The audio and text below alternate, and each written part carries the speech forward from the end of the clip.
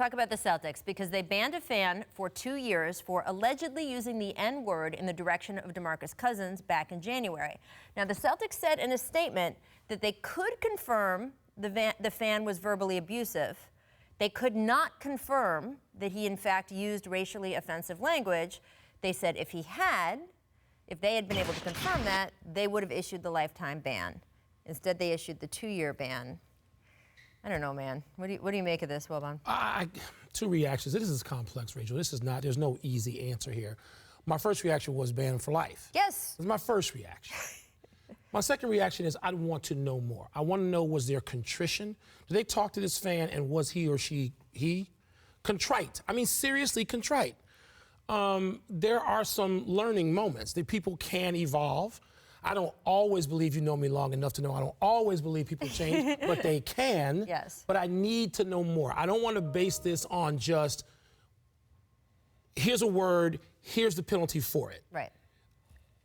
I need to know more. And I think look, the NBA, I think, is ahead of other leagues in this. I mean, you confront people, you can take their seat away. Yeah. That is within their purview. Good. Doesn't mean you have to. But I want to know more about what this fan said, what the context of it was, and what his reaction was when confronted. And I'd reserve the right to say, you're staying out. Right. 2 years just went to 5. Anything else, it goes to forever. But I want to know more. I'm with Mike.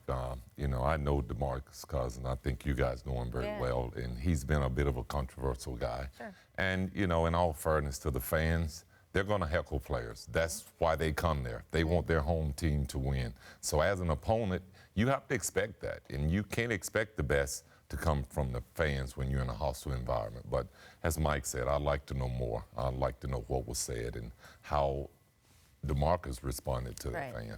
I mean, look, my initial reaction, the initial report out there, the report was the fan used this word.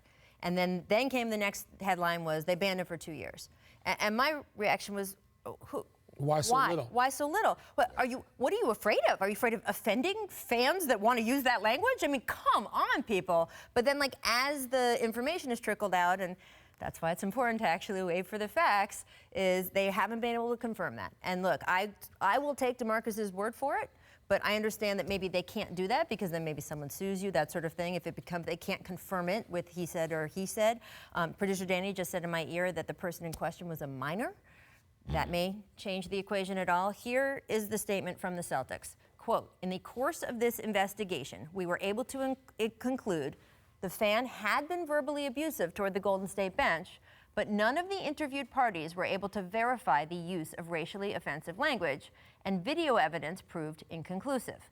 Based on our investigation, the fan was issued a 2-year ban from all Celtics games and is also subject to a lifetime probation pursuant to our policy. The punishment for any corroborated discriminatory language used toward any player, employee, or fan at a Celtics home game is a lifetime ban. We express the deepest regrets that this incident happened to DeMarcus, as such behavior violates everything the Boston Celtics have always stood for. The thing that also gives me some pause is the reporting that it's a minor.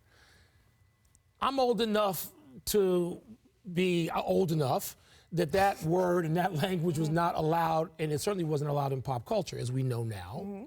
It is allowed in pop culture in a way that people outside of people that look like us now think they can use it and do use it and actually are sort of sanctioned to use it. That's something different. Scottie and I didn't grow up with that. I think I can speak for him. You got called at somewhere, there was going to be a fight. Yeah. This is now different. We live in a different culture with subcultures, and this comes up all the time. I don't know what to make of it. Again, more information. You just got more information while we're sitting here. Yes, absolutely. So, I mean, you know, this is more nuanced than it was initially thought. I will say there's no acceptable. I know what you're saying about pop culture and songs and whatever, but I'm sorry, it's not acceptable in an NBA game, period. From anyone, to anyone, no matter what you look like, no matter how old you are, not okay.